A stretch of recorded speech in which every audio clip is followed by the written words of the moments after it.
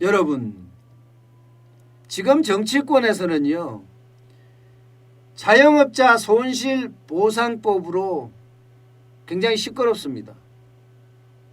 기본적으로는 코로나19가 덮치고 나서 자영업자들이 손실을 엄청나게 봤는데 그것을 다 보상해주자 하는 게 골자입니다. 제일 먼저 꺼낸 사람은 뭐 다른 사람들도 꺼냈지만 정세균 총리가 쉽게 말하면 공식적으로 꺼냈습니다. 공식적으로. 정세균 총리가 라디오에 인터뷰를 하면서 코로나19는 천재지변이다.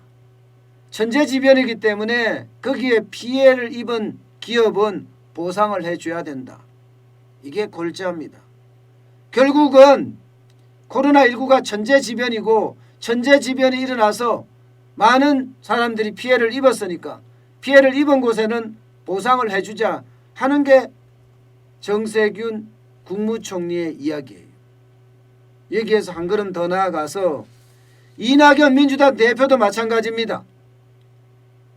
자영업자 소상공인에 대한 보상은 법제화가 필요하다. 이런 얘기까지 했어요. 쉽게 말하면 이제 자영업자 손실보상법을 제정하겠다. 이런 얘기가 되는 겁니다. 제정하겠다.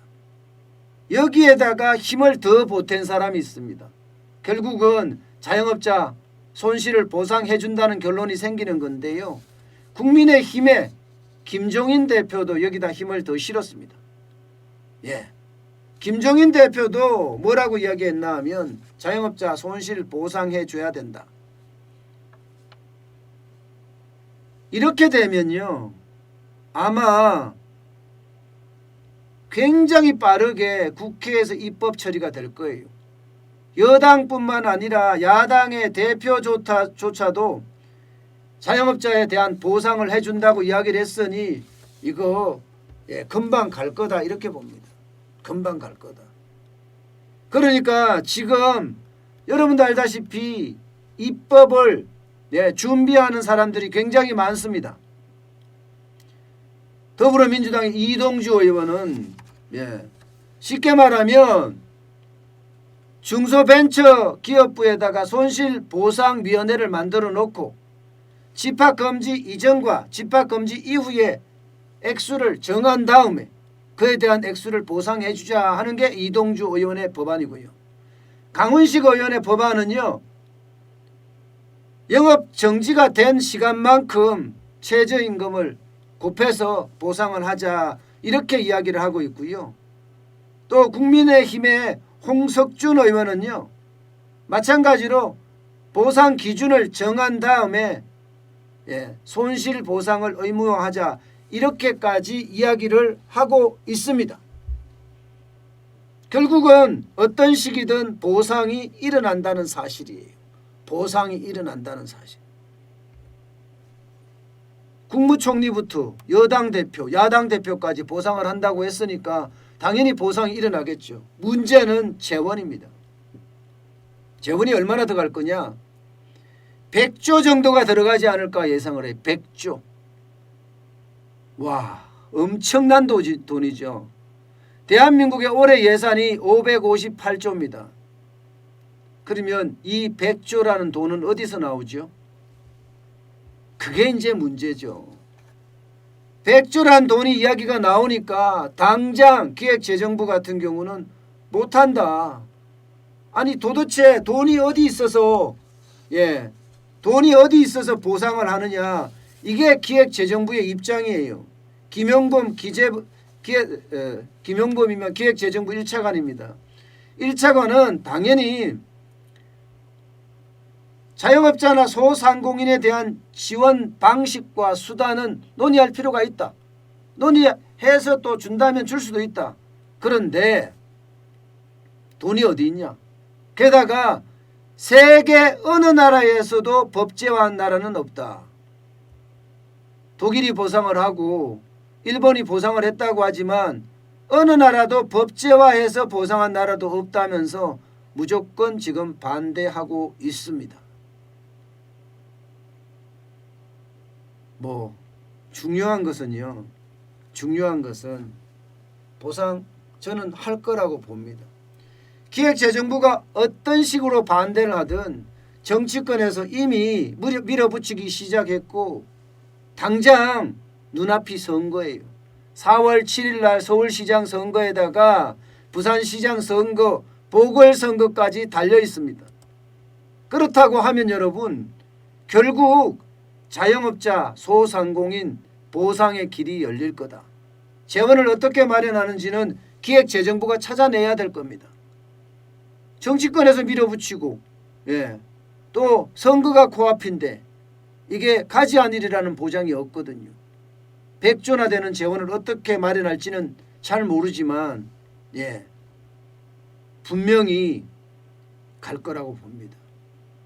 갈 거라고. 그런데 말입니다, 여러분. 저는 이 자영업자 소상공인에 대한 손실 보상하겠다. 이것이요. 저는 역풍이 불 수도 있다고 생각을 해요. 무슨 역풍이냐. 여러분 생각을 해보세요. 손실 규모 어떻게 산정할 거예요? 그 다음에 손실 보상의 기준 어떻게 산정할 거예요? 그 다음에 직종 범위 어떻게 산정할 거예요? 코로나19 때문에 자영업자만 힘들었냐? 아니다. 서민 다 힘들었다. 전 국민이 힘들었다. 이거는 또 어떻게 이야기할 거예요? 결국은 이게 보상 기준을 만들고 금액을 정하고 이 와중에 오히려 역풍을 맞을 수도 있는 그런 사안이 아닐까. 저는 그런 생각도 해봅니다. 왜냐하면 당장 말입니다. 돈을 준다는 데는 4차 재난지원금에 대해서도 문재인 대통령도 인정을 했고 이낙연 대표도 인정을 하고 다 인정을 하잖아요. 그런데 이게 이익공유제라고 해서 코로나19로서 19 때문에 혜택을 받은 기업들을 이게 돈을 걷어서 한다? 글쎄요. 이게 모두가 굉장히 예민한 문제들이라서 쉽게 결정할 수 있는 문제는 분명히 아니라고 봅니다. 그렇지만 어떤 식으로든 선거를 앞두고 있기 때문에 자영업자에 대한 손실 보상은 이루어질 것으로 보입니다.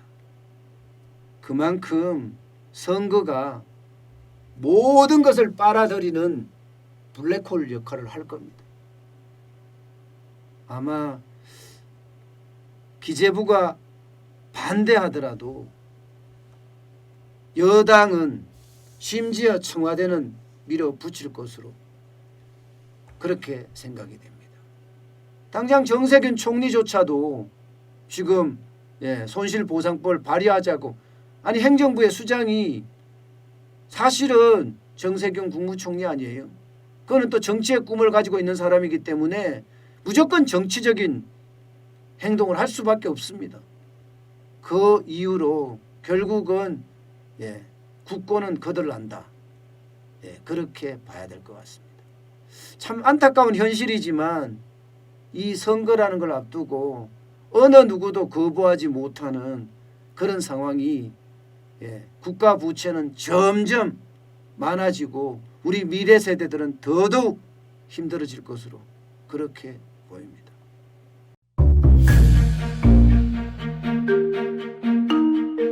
세종대왕과 샤넬 넘버5, 벤츠 자동차의 최고급 기종인 마이바흐의 공통점을 아시나요? 바로 침향입니다. 침향이란 동남아시아에서 자생하는 침향나무가 상처를 입었을 때 스스로를 보호하기 위해서 분비시키는 침향나무의 진액입니다. 진침향은 태국산 침향과 러시아산 녹용, 그리고 국산 홍삼, 백봉령, 또 산수유, 당귀, 숙지향, 꿀로 이루어진 침향환으로 만성 피로나 또 스트레스, 기력이 저하된 직장인분들, 또 수험생들, 연세 드신 어르신분들이 드시면 좋은 환입니다. 진침향 여러분들께 자신있게 권해드립니다.